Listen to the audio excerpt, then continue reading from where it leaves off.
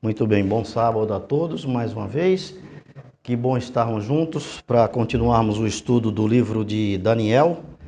Essa história tão fantástica de fé, de superação, uma história que nos orienta a seguirmos o mesmo caminho, né? Desses jovens e também do profeta Daniel, que nos estimula a sermos fiéis a Deus. No sábado passado, nós chegamos num momento da história em que Nabucodonosor ergueu uma estátua de ouro lá no campo de Dura. O livro de Daniel ele é dividido em duas partes básicas, né? Uma parte de profecias, é a parte que é profética da história, né? E essa parte ela revela o lado épico de toda a história, desde Daniel até a volta de Jesus. E a outra parte do livro de Daniel é a parte praticamente histórica, que conta a história do que aconteceu, né? Então ali até mais ou menos o capítulo 5 e 6 é contando a história dos reinos, né? E das coisas importantes que aconteceram. E depois, então, Daniel entra numa parte de profecias falando de tudo aquilo que iria acontecer até a volta de Cristo, até os nossos dias. Essa parte histórica é essa que nós estamos estudando.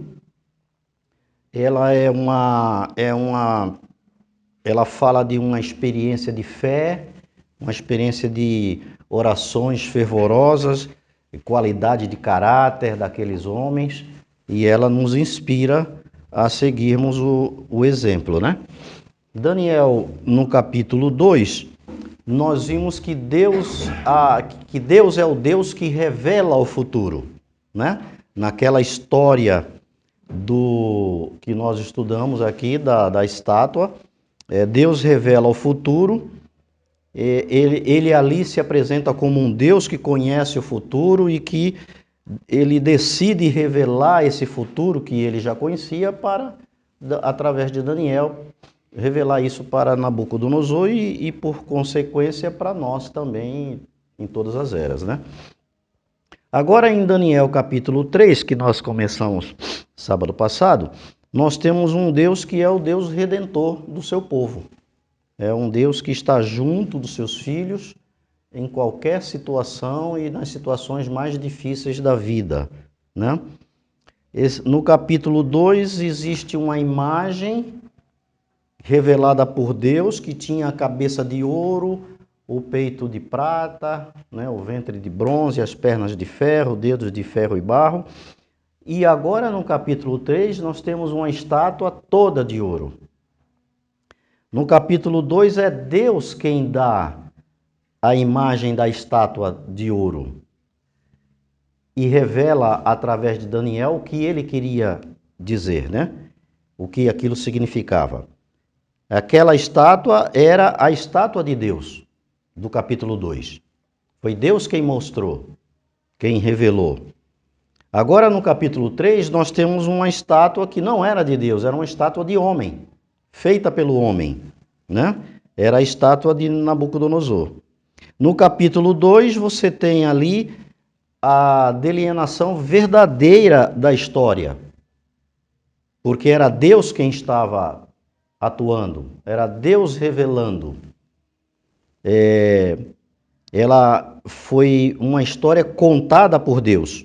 E no capítulo 3 você tem agora uma história falsificada, né? De uma imagem feita pelo homem e uma história contada pelo homem, no caso aqui Nabucodonosor.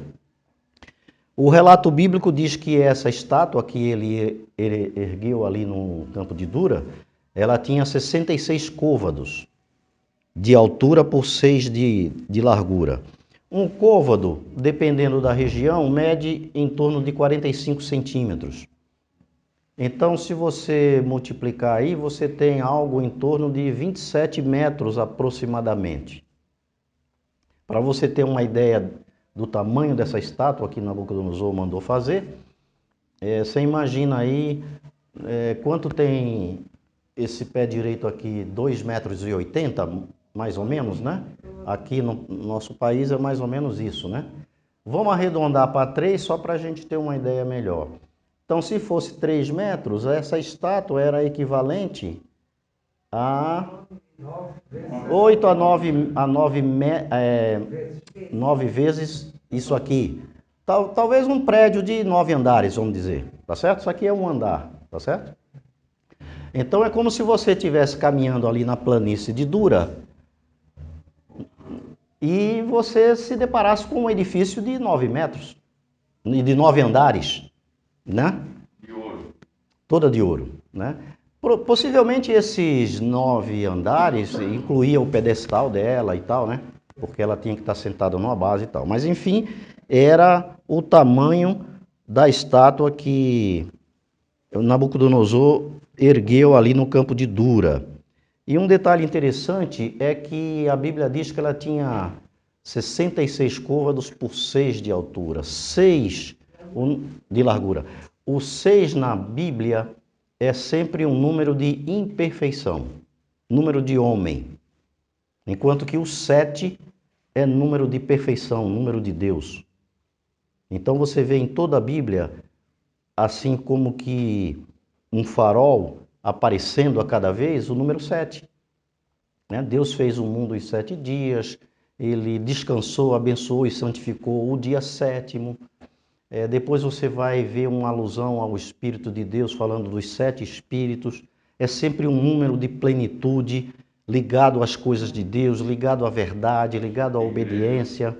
As 7 igrejas, as 7 cartas escritas às 7 igrejas do Apocalipse, os 7 candeeiros do Apocalipse ali 2, 7 trombetas, 7 pragas, né? Tudo aquilo que está ligado a Deus, ligado à plenitude de Deus, é relatado na Bíblia como o número 7. E o número 6 é sempre um número contrário, o número de homem, o número da desobediência, o número da imperfeição, né? E então nós temos aqui uma estátua com 66 côvados, representando aí o caminho da desobediência, o caminho do homem, em vez do caminho de Deus. No capítulo 2, você tinha uma estátua que somente a cabeça era de ouro. No capítulo 3, você tem uma estátua toda de ouro, tá certo? E no capítulo 2, Deus disse a Nabucodonosor: você é a cabeça de ouro. Você é representado pela cabeça de ouro. Depois de você virão outros reinos que tomarão o poder, embora sendo mais fracos, porque eram representados por metais menos nobres, eles tomarão o poder, o seu reino passará. Deus disse isso a Nabucodonosor. Agora, acontece que Nabucodonosor, ao erguer essa estátua, parece que ele está dizendo assim: não, Deus, espera aí, não é bem assim. Eu não concordo muito com a sua interpretação, né? Não é uma imagem apenas de cabeça de ouro, com peito de prata, o ventre de bronze, as pernas de ferro e tudo mais. É uma estátua toda de ouro, porque o meu reino é de ouro e permanecerá para sempre. É como que uma afronta a Deus, daquilo que Deus havia dito que aconteceria, e agora Nabucodonosor, no seu orgulho, ele faz essa estátua e diz que aquilo ali representa o reino dele. Eu li recentemente que num dos tabletes de barro encontrados ali pelos arqueólogos, havia uma inscrição que eles consideram ser original realmente de Nabucodonosor, que dizia, estava escrito assim: ó Babilônia, o deleite dos meus olhos, a excelência de todos os reinos, que meu reino Babilônia permaneça para sempre, sempre, sempre, sempre. Uma inscrição datada da época de Babilônia e, segundo os arqueólogos, escrito por Nabucodonosor. Então Nabucodonosor disse para Deus, através do erguimento dessa estátua, que ele não aceitaria a interpretação de Deus e seguiria o seu caminho. Ele tinha um caminho melhor, o seu reino ia durar para sempre, então ele seria a representação daquela estátua de ouro. Então o que nós vemos aqui nos versículos que nós analisamos sábado passado, é que esse soberano mundialmente poderoso, ele expede um decreto universal, obrigando a todos os povos a adorarem a imagem que ele recebeu, que representava a si próprio, que representava o seu reino. Então, na inauguração da estátua, não era simplesmente para vir para assistir a inauguração da estátua. Havia um componente envolvido que era a questão da adoração. E agora todos os povos, a gente leu aqui no texto do sábado passado, eram obrigados a, quando ouvirem a música, né, a se prostrarem e adorarem a estátua que ele havia erguido. Então era uma obediência forçada, uma adoração forçada, e a questão principal aqui envolvida, que é uma questão de todas as épocas, era a questão da adoração. A que Deus eu devo adorar?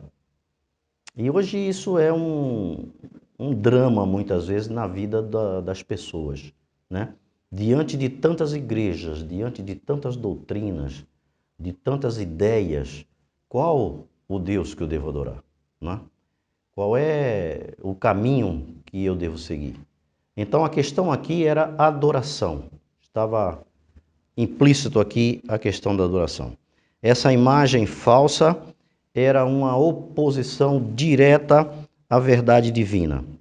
E existe um paralelo muito distinto entre Daniel 3 e Apocalipse 13, que nós analisamos aqui sábado passado, porque quando João recebe a visão da profecia para o tempo do fim, ele recebe praticamente a mesma visão de que no futuro um poder com as mesmas proporções que tinha Nabucodonosor em Babilônia, né? Nabucodonosor, ele controlava não só o poder civil como o poder religioso. Tanto é verdade que ele exigiu adoração. Então, ele exercia poder sobre todo mundo. E agora, João vê ali em Apocalipse 13, que nós analisamos aqui sábado passado, que no futuro, antes da volta de Cristo, em nossos dias, nós teríamos novamente essa união de igreja e Estado com poder mundial para exercer sobre o mundo e para estabelecer leis, assim como Nabucodonosor emitiu o decreto. Então há um paralelismo distinto entre Apocalipse 13 e Daniel 3. Esses poderes constituídos no futuro se unirão e requererão de todos os povos a falsa adoração. A adoração a um Deus que não é o Deus verdadeiro. Então veja as coincidências entre Daniel 3 e Apocalipse 13. Daniel 3, um líder poderoso mundialmente. Apocalipse 13, dois poderes mundialmente poderosos, né? Daniel 3, um decreto universal, unindo igreja e Estado, adoração, juntos em adoração. Apocalipse 13, igreja e Estado juntos, um decreto universal, decreto dominical, para não mais guardar o sábado, o dia que Deus instituiu, e sim o domingo. União do governo novamente, né? No caso de Nabucodonosor, em Babilônia, havia um decreto e um decreto de morte. Aqueles que não adorassem a estátua seriam lançados na fornalha de fogo ardente. Luta contra os santos. Igual... Luta contra os santos. Sempre o inimigo querendo destruir os santos de Deus, né? Em todas as eras. Apocalipse 13, um decreto de morte também faz morrer todos aqueles que não adorarem a imagem da besta. Então, o que estava em jogo ali, tanto na época de Babilônia como no futuro, é a questão da lealdade a Deus. Em que lado nós estaremos? Se nós vamos abdicar da nossa consciência, das verdades da nossa consciência, ou nós vamos ceder à pressão dos poderes, né? A imagem no campo de Dura era um sinal de autoridade de Babilônia. Nabucodonosor tinha autoridade mundial. E adorar aquela imagem significava ou representava a adoração à Babilônia. Da mesma forma como ceder no futuro às pressões do decreto para não mais guardar o sábado, né? Também vai ser uma adoração, de certa forma, né? Uma adoração a um Deus verdadeiro. Então, quando eu conscientemente, por isso que diz que esse sinal ele vai ser colocado na fronte, quando eu conscientemente aceitar a imposição desses poderes na minha vida e passar agora a guardar um outro dia que não aquele que eu aprendi, que estava na minha consciência, eu estou, de certa forma, adorando a um Deus que não é o Deus verdadeiro. Então, a questão é sempre de adoração. Em nossos dias, antes da volta de Cristo, haverá essa marca, haverá esse sinal, né? Apocalipse 13 é bem claro. Todos receberão esse sinal. Não é nada visível, não é código de barra, não é controle da íris, não é nenhuma forma, um chip, né, implantado. Essas coisas, vejam, muita gente gosta de especular muito essa questão de profecia. Todas essas coisas de controle da população, controle mundial, isso sempre foi o sonho dos homens, de querer controlar a humanidade, né? E agora nós temos aí essa câmera de controle facial, né? Que é fantástica, está sendo até discutida para ver até onde pode ser usada, porque ela é muito eficaz para controle da população de uma maneira geral. Tudo isso, essas coisas, podem ser ferramentas que serão utilizadas para o fim a que se presta, né? De pressão, né? O fim de controle e de pressão. Podem ser utilizadas. Mas quando a Bíblia diz que nós vamos... Esse é o meu... Tá me ouvindo e ela fala comigo, né? Quando a Bíblia diz que esse sinal, as pessoas serão divididas em dois grupos e ambos receberão um sinal, um receberá o sinal de Deus, né?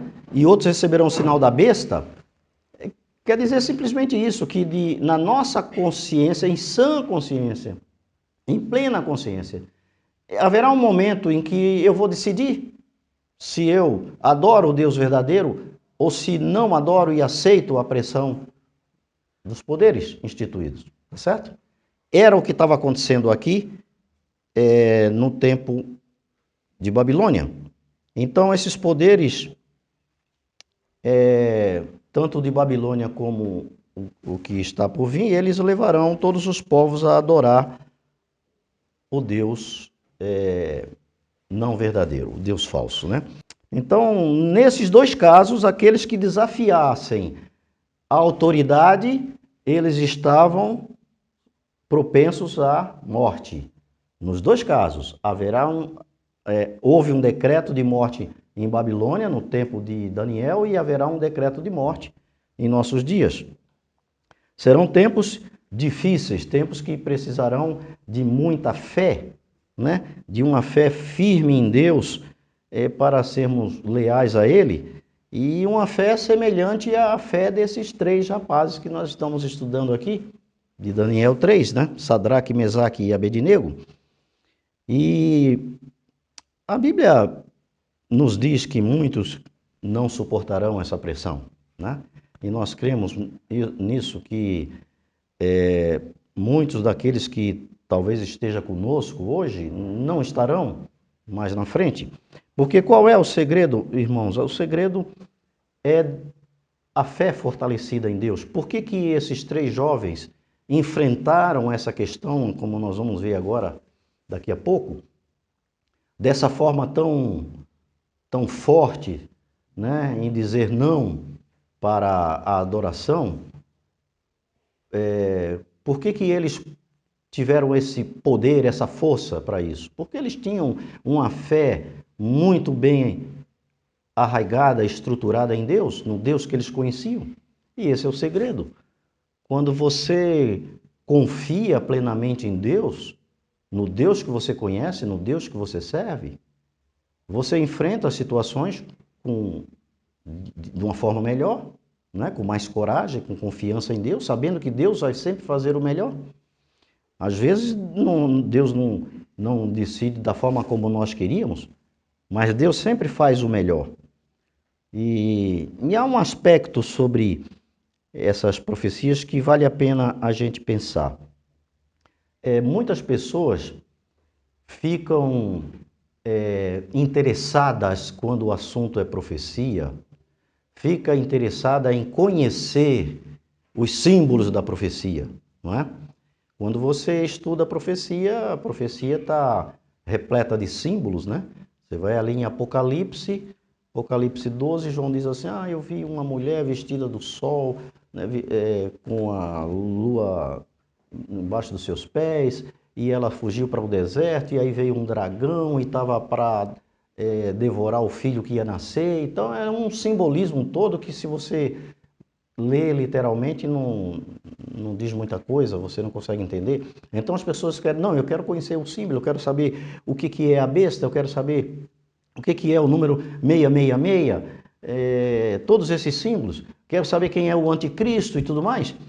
Mas, queridos, isso é importante, eu não acho que é ruim a gente estudar e entender essas coisas, eu acho que é bom, né? Você pode entender todos esses símbolos das profecias, pode saber decifrar cada um deles, mas se você não crê em Jesus, não há salvação. O que é mais importante é saber como ter fé, como trabalhar essa fé dia a dia, estimular essa fé em Deus, a confiança em Deus na sua vida a cada dia, para superar as crises da sua vida e aquelas que virão no final do tempo, ou saber intelectualmente o que significa cada símbolo desse. O que é mais importante, né? Então veja, é importante estudar a profecia, é importante saber o que significa os símbolos, porque o significado deles elucidam, decifram a profecia, e aí você entende, né? É importante isso, mas mais importante é a gente cultivar a nossa fé em Cristo a cada dia, para conhecê-lo cada vez mais e fortalecer a nossa fé nele. Porque quando as crises vierem, você vai enfrentá-las com mais tranquilidade. Mas vamos voltar para o capítulo 3 de Daniel e vamos ver o que é que se passou na cabeça de Sadraque, Mesaque e Abednego. Naquele momento, nós terminamos sábado passado, exatamente ali, no momento do verso... no verso 16, mas só lembrando aqui que no 14 e o 15, Nabucodonosor manda chamar aqueles 3 rapazes, porque eles foram acusados de não se dobrarem a sua estátua, né? E ele manda chamar e pergunta encara eles ali e fala, é de propósito mesmo que vocês estão fazendo isso? Deixa eu entender. É de propósito que vocês querem me aborrecer, me irritar, né? E aí ele diz, olha, eu vou mandar a banda tocar novamente, e quando ela tocar, o rosto de vocês vão estar no chão. Eu quero ver vocês adorando a minha imagem, e eu quero ver qual é o Deus que vai salvar vocês da minha mão. Veja aí, ó. No 16, então, tem a resposta de Sadraque, Mesaque e Abednego. Responderam Sadraque, Mesaque e Abednego e disseram ao rei Nabucodonosor: não necessitamos te responder sobre este negócio. Eu vou ler por aqui que fica mais fácil para mim. Não necessitamos responder, 3,16, sobre este negócio. Eis que o nosso Deus, a quem nós servimos, é que nos pode livrar. Ele nos livrará da fornalha de fogo ardente e da tua mão, ó rei. E se ele não se livrar, se ele não quiser livrar, fica sabendo, ó rei, que não serviremos aos teus deuses, nem adoraremos a estátua de ouro que levantaste. Olha que fé. Hã? É como se você estivesse hoje diante da Polícia Federal, amarrado num quarto escuro, com uma lâmpada na cara, né? Depois de ter já apanhado bastante. E aí a polícia diz: e aí, você vai mudar ou não vai mudar? Né? É isso aqui, eles estavam diante da morte. O rei ameaçou, falou: se não dobrar, vou jogar na fornalha de fogo. Lembra que eu falei aqui, né? Nabucodonosor gostava de assar as pessoas no forno, né? Ele fez isso no passado com 2 reis de Israel. Então ele diz, o texto bíblico continua: se encheu de furor e mudou-se o aspecto do seu semblante. Nossa, olha, claro, né? Você imagina isso aqui, né? O monarca maior do todas as eras, diante de 3 escravos que estavam peitando ele ali. E aí diz que ele ordenou que a fornalha se aquecesse quantas vezes mais? 7 vezes mais. Número de Deus? Quis ser Deus. Quis ser Deus. 7 vezes mais, acenda. E eu estava lendo sobre isso daí, não era só lenha não, viu, que eles botavam lá, era um óleo, era petróleo que eles já tinham, cru, tipo piche, e aquilo aquecia com um betume, aquecia a fornalha muito mais, né? E aí ordenou aos homens mais poderosos que estavam no seu exército que atassem Sadraque, Mesaque e Abednego para lançá-los na fornalha do fogo. Então esses homens foram atados, vestidos com suas capas, suas túnicas, seus chapéus e demais roupas, e foram lançados dentro da fornalha de fogo ardente. E porque a palavra do rei era urgente e a fornalha estava sobremaneira quente, a chama do fogo matou aqueles homens que carregaram Sadraque, Mesaque e Abednego. E esses 3 homens, Sadraque, Mesaque e Abednego, caíram atados dentro da fornalha do fogo ardente. Queridos, imagina esse momento em que eles estavam amarrados e que eles são jogados. Imagina o que eles pensaram nesse momento. Estou caindo no fogo, já era. Senhor, recebe a minha alma, né? Foi um momento terrível, né? Agora, queridos, eu quero chamar a atenção de vocês aqui para algumas coisas implícitas aqui nessa experiência. Aqueles jovens disseram para Nabucodonosor: rei, a gente não precisa nem responder sobre esse negócio para você. Não precisamos nem responder. Nós já tomamos a decisão. A nossa decisão já está tomada há muito tempo. Nós não viemos aqui e vamos decidir agora. Não precisamos nem te falar sobre isso. Se Deus quiser livrar, Ele vai livrar, mas nós já tomamos a nossa decisão. E, queridos, há coisas que você não precisa pensar a respeito para tomar decisão quando você está passando por uma crise.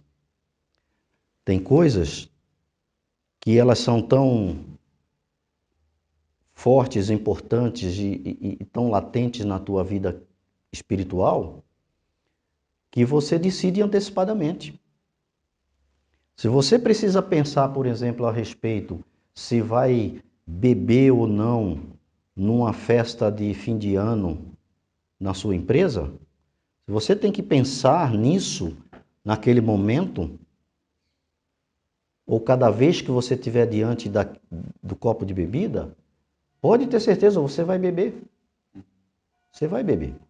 Se você precisa pensar, por exemplo, toda vez se vai assistir ou não um programa de televisão, um programa imoral, um programa desses aí que ensina traição, mentira, ódio, vingança, os reality show da vida que ensina tanta imoralidade, tanta porcaria, ensinos satânicos, né? Se você tem que pensar toda vez se vai assistir ou não esse programa, muito provavelmente você vai assistir, porque isso não está resolvido na tua vida antecipadamente.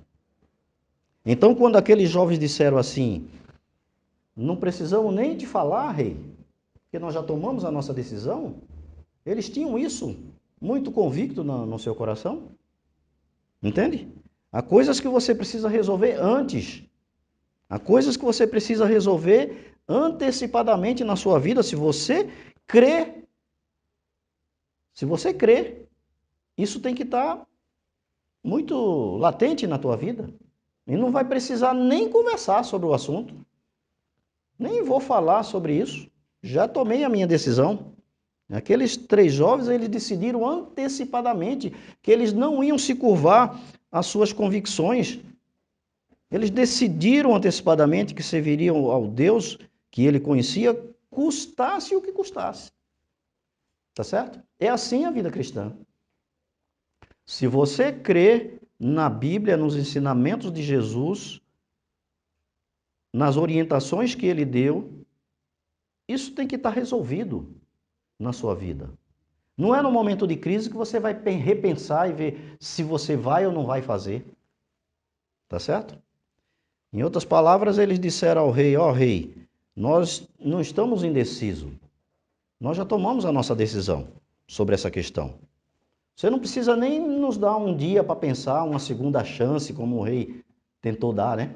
Porque o rei falou assim, ó, vem cá, vocês não se dobraram, eu vou mandar tocar de novo. Aí ele falou, não, pode parar, pode parar. Nem precisa mandar tocar, porque nós já decidimos. Não era uma convicção, uma fé genuína em Deus? Eles disseram, eis que o nosso Deus a quem nós servimos é que nos pode nos livrar. Ele nos livrará da fornalha do fogo e da tua mão.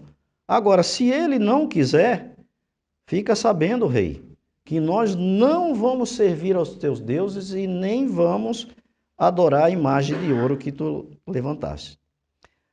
Aqueles jovens preferiam morrer a se curvar diante de um Deus que não era o Deus verdadeiro, não era o Deus que eles serviam.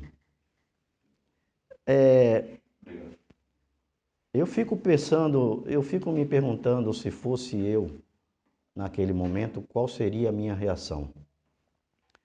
Né? Se minha fé estava tão forte em Deus que eu ia encarar o rei e dizer a mesma coisa.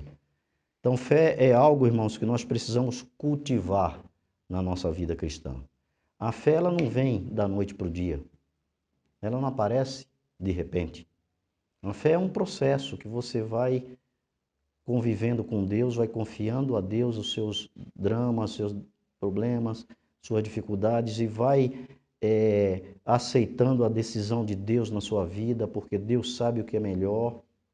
Isso vai fortalecendo a tua fé e quando as crises vão chegando, cada vez mais você está mais fortalecido com a fé em Deus. A fé não se manifesta de repente.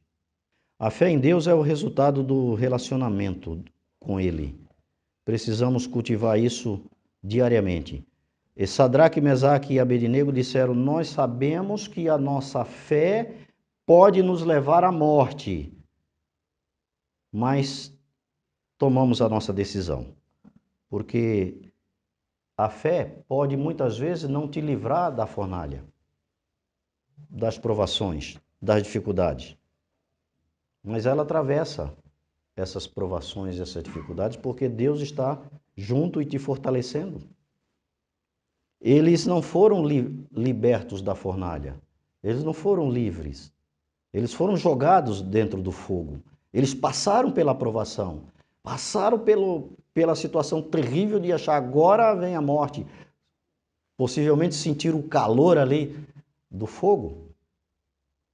Então, às vezes, a nossa fé em Deus, ela não significa que nós nunca mais vamos passar por provações. Nós vamos passar, mas nós vamos ver como Deus estava com eles, né?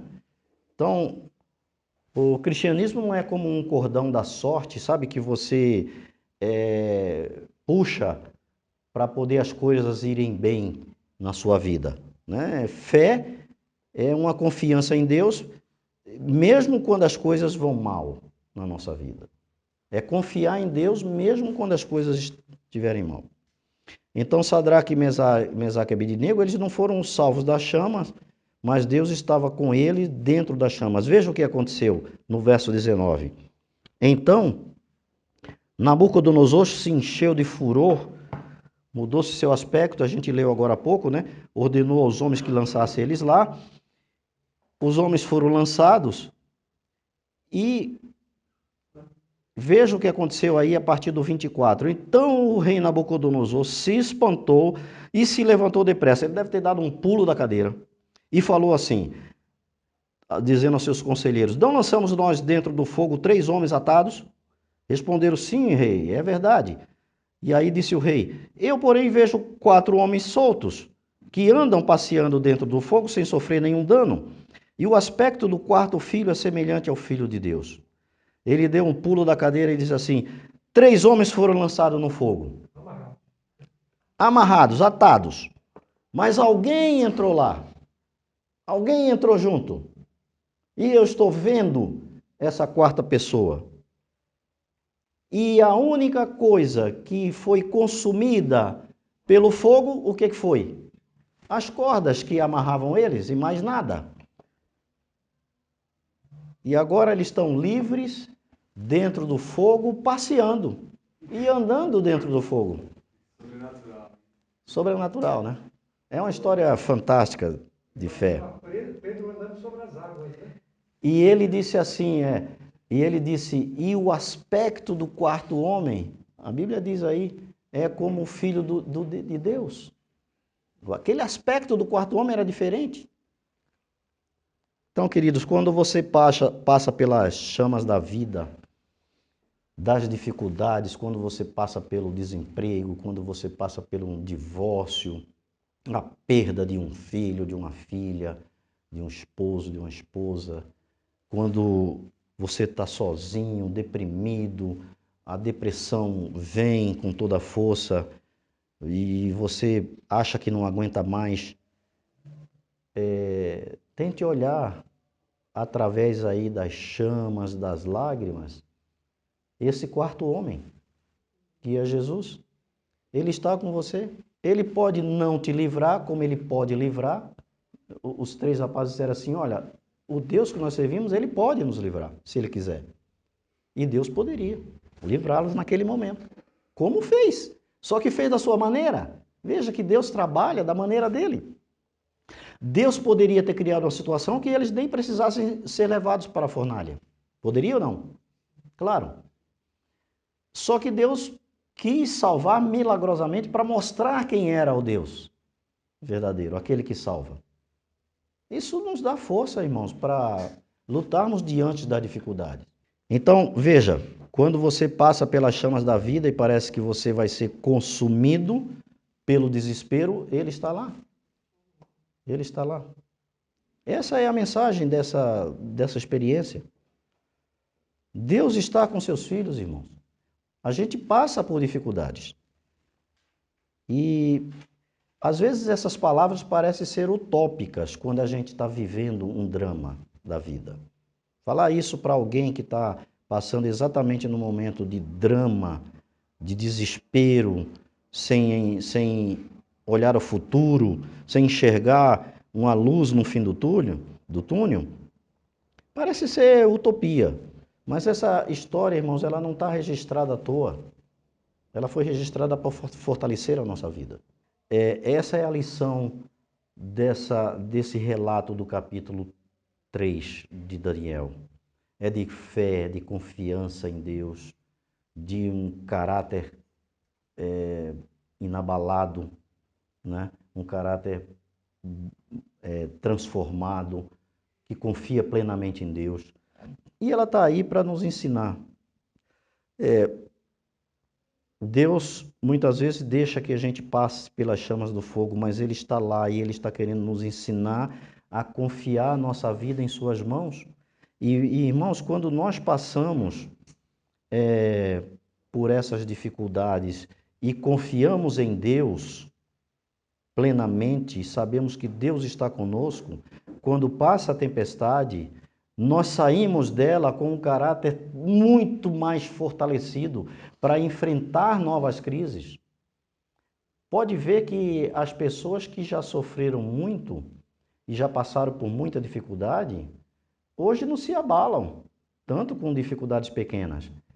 E às vezes você encontra pessoas que têm um probleminha muito pequeno e que para ela é o fim do mundo, e a outra pessoa que vem e fala, não, calma, deixa que eu resolvo isso aqui em 2 palitos e tal, e resolve o problema.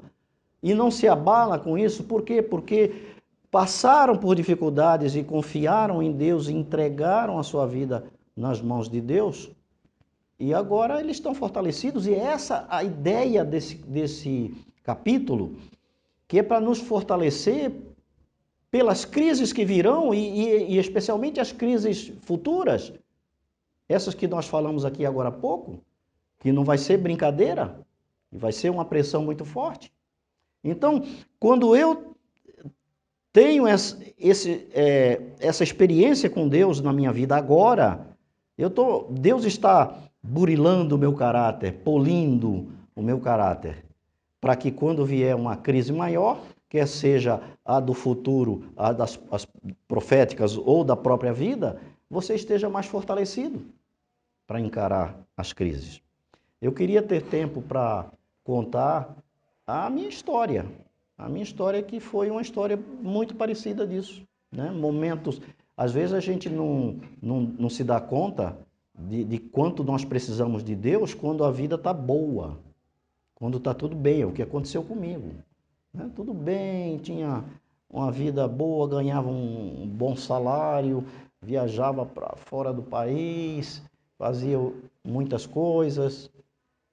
Um momento que eu tinha até lancha para fazer pesca submarina, a gente tinha uma vida muito boa, e Deus chegou no momento e falou, não, pode parar, eu estava distante de Deus, queria mais saber da vida. E aí Deus me trouxe provações, dificuldades, e eu aprendi como confiar em Deus, a vida. Irmãos, a nossa vida nesse mundo é um cisco, é nada. Você pode achar essas palavras aí que não são muito importantes, porque a sua vida está bem, você está tranquilo, está tudo com saúde, emprego, conta bancária está boa, não tem dívida e tal, mas pode ter certeza, você vai passar por provações. Não é uma questão de talvez passe ou não, você vai passar por provações. Todos nós passamos por provações na vida. Todos. A diferença é se você crê em Deus ou não. E quem é o Deus que vos poderá livrar das minhas mãos? Nabucodonosor sabia quem era esse Deus ou não sabia? Olha, há poucos anos atrás ele tinha dito assim, e respondeu o rei a Daniel e disse, certamente o vosso Deus é o Deus dos deuses e o Senhor dos reis e revelador de mistérios, pois pudeste revelar este mistério.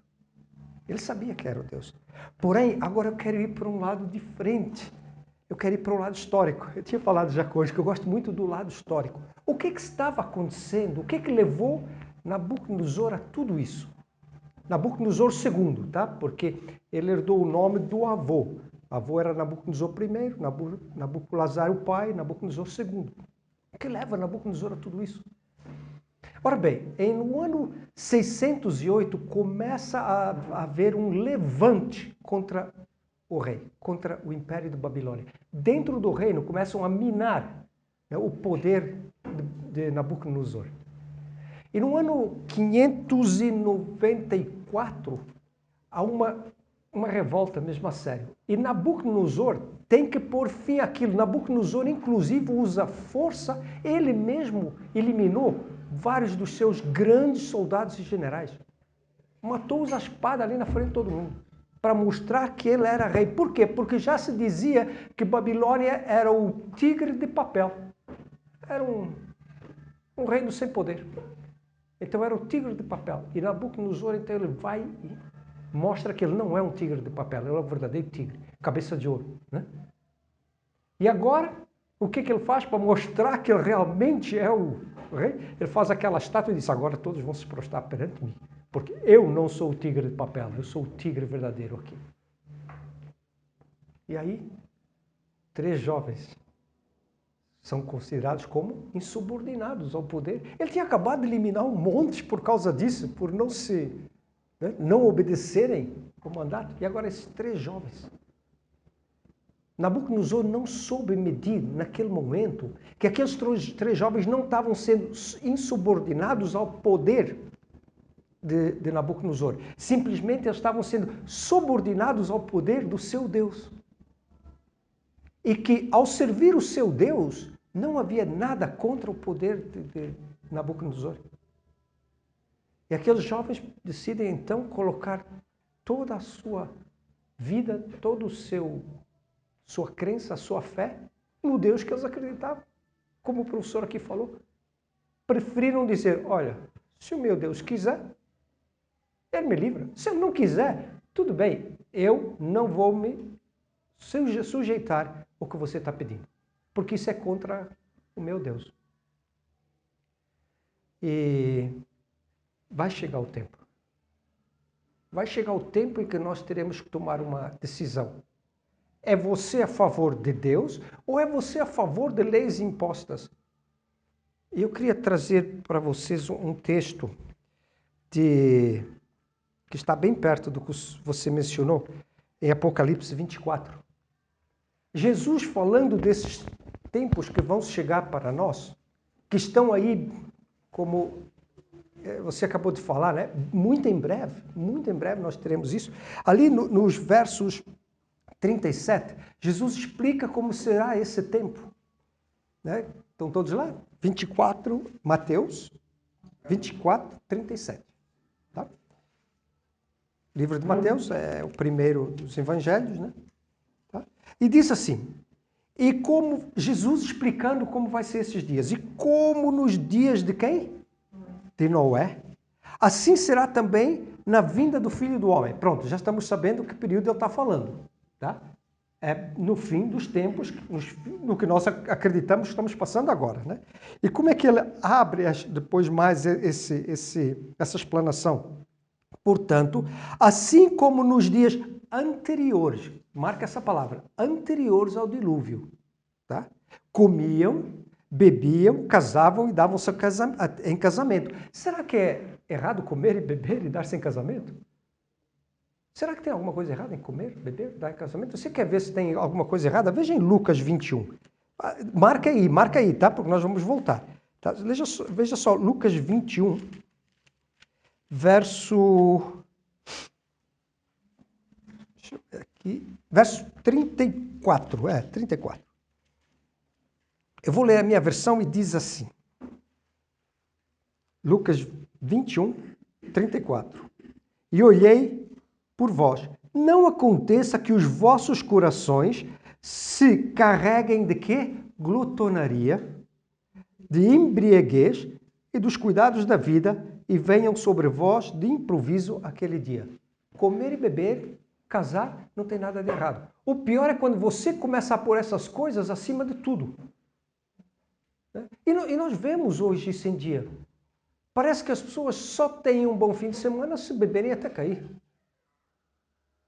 Se não tiverem um churrasco e bebida até cair, parece que não teve um bom fim de semana. Casam, descasam, dão-se em casamento. Teve um ator que casou 8 vezes. E nós achamos que isso é muito legal. O que diz a Bíblia? E continuando, davam-se em casamento até o dia em que Noé entrou na arca. Opa, aqui nós temos uma definição. Tudo isso aconteceu até quando? Até o dia que Noé entrou na arca. O que aconteceu quando Noé entrou na arca? a porta fechou e a chuva veio? Não. Noé ficou dentro da arca ali, esperando. E a vida lá fora, continuando. O que é esse fechamento da porta da arca naquele momento? É o que o nosso professor estava falando, o fechamento da porta da graça. Vai chegar o dia em que Jesus vai se levantar, conforme está lá em Apocalipse 8, ele vai pegar o incensário e vai jogar o incensário. O que é o incensário? O que representa o incensário? O que representa aquela fumaça saindo do incensário? As orações dos santos chegando ao céu. Vai chegar um dia em que diz, acabou. Que nem Apocalipse 22, por favor. Eu queria dizer, Fernando, que a gente às vezes esperamos pelo fechamento da porta da graça, mas a nossa porta da graça, na hora que a gente morre, acabou. Sim. Acabou, sim. Sim. A porta da graça tem 2 fechamentos. O do dia da minha morte, ou senão, um dia que Jesus vai levantar e vai dizer, acabou. O que acontece nesse momento? Explanando um pouquinho mais para você, o que acontece nesse momento? Por que Jesus parece que se revolta, joga o incensário e diz, ó, tchau, meu. Não. É o fim da intercessão. Quer dizer que Jesus Cristo, que está ali perante Deus Pai, intercedendo por nós, a Bíblia é clara que diz que nós às vezes oramos e nem sabemos como orar, mas o Espírito Santo leva as nossas orações ao trono de Deus como gemidos inexprimíveis. Ele está ali suplicando por nós, a Jesus, e Jesus diz para o Pai, Pai, atende porque é meu filho, atende porque ele está me pedindo. E um dia, Jesus vai ter que se preparar para voltar para a terra, para buscar esses seus filhos. Naquele momento, quando Jesus se levanta, e aquele julgar do incensário, quer dizer que Jesus não está mais presente perante Deus Pai para haver a intercessão. É nesse momento que a porta da graça é fechada. E Jesus sai do Santíssimo, né? Passa então e tira as roupas sacerdotais. Por isso é que é muito bom a Igreja Adventista estudar a fundo, né, o santuário, porque nós conseguimos entender tudo isso, né? Então ele sai lá de dentro. O sacerdote entrava lá quantas vezes? Uma vez por ano para interceder. Ele vestia aquela roupa de intercessão e ele ia dentro do Santíssimo interceder pelo povo. E ali Jesus então sai e tira aquela roupa de intercessão e ele põe o quê? As roupas reais. Rei dos reis, Senhor dos senhores, escrito na coxa. E ele se prepara com todas as suas hostes celestiais para fazer o quê? Para vir a essa terra, buscar os salvos. Então, estou tentando explanar os dois ao mesmo tempo. Durante esse período do fechamento da porta da graça, ele não vai ter claro em dizer que não há mais morte para os que estão dentro da arca. Porque Noé, a sua esposa, os filhos e as noras dentro da arca não morreram. Porém, quem ficou fora, morreu. Então, fechando a porta da graça sendo fechada, acabou. Não há mais interesse, não há mais, como é que eu vou dizer, não é mais representativo o crente morrer. Por quê? Porque enquanto nós tivemos todos as pessoas sendo mortas ali na Inquisição, dizem os historiadores que por um que morria, né, nasciam um monte. Nessa altura não tem mais como isso acontecer, porque não tem mais um intercessor, né, ali dentro do Santíssimo, perante Deus Pai. Ele não está lá mais para interceder por ninguém. Todo mundo fez a sua escolha. Olha, parece muito duro, né? Pô, Jesus vai deixar de interceder? Não, Jesus não vai deixar de interceder. Sabe o que aconteceu? Naquele momento, o mundo chegou a um estado tão ruim de pecado que todos tomaram a sua decisão. Todos já tomaram a sua decisão. Estão salvos quem quer estar salvo. E os outros recusaram ponto blank. Como é que é isso aí em português? Definidamente. Não teria mais como fazer nada por eles. Então Jesus ficar na presença do Pai não tem mais solução para os outros, entendeu? Por isso é que parece ser difícil, mas a decisão é sua, a decisão é minha. A decisão é nossa. Se você vai ou não aceitar. Naquele momento que Jesus julgar o incensário, todos nós fizemos a decisão. Não tem mais como dizer, eu vou deixar para amanhã, né, Eduardo? Amanhã. Mas ainda vai haver arrependimento nessa época? Não, acabou. Aí fechou a porta da graça. Mas o ser humano vai haver quem ainda vai se arrepender? Depois do fechamento da porta da graça? Não. Quem está sujo, fica sujo. Quem está limpo, continua limpo. Sim, ia dizer. O Salmo 91 se encaixa com a 10 mil ao teu lado, 1000 à tua direita. E tu não serás atingido. Isso faz parte dessa do parte. selamento. Sim. De Você. Jesus. No momento que há o selo, né? Porque Apocalipse é claro em dizer que os 4 anjos saíram e estão retendo os ventos nos 4 cantos da terra, nos 4 pontos cardeais. O que estão retendo? Estão retendo as guerras, as tempestades, tudo isso estão retendo. Mas até quando? Até que o anjo que saiu com o tinteiro na cintura assinale a fronte de todos aqueles que creem em Jesus, que aceitaram a Jesus. Quando eles forem sinalizados ou marcados, né? Como seria com o selo de Deus, ele volta e aí acabou. Não tem mais ninguém para ser sinalizado, não tem mais arrependimento. Já todos os que criam definiram as suas vidas. Tá? Pessoalmente, acho que até lá, e também baseado em Ellen White, muitos que não poderão passar por esses tempos difíceis, eles morrerão antes, salvos em Jesus Cristo. Porque serão tempos bem difíceis. Então, não se preocupa com que, será que eu vou aguentar? Não se preocupa.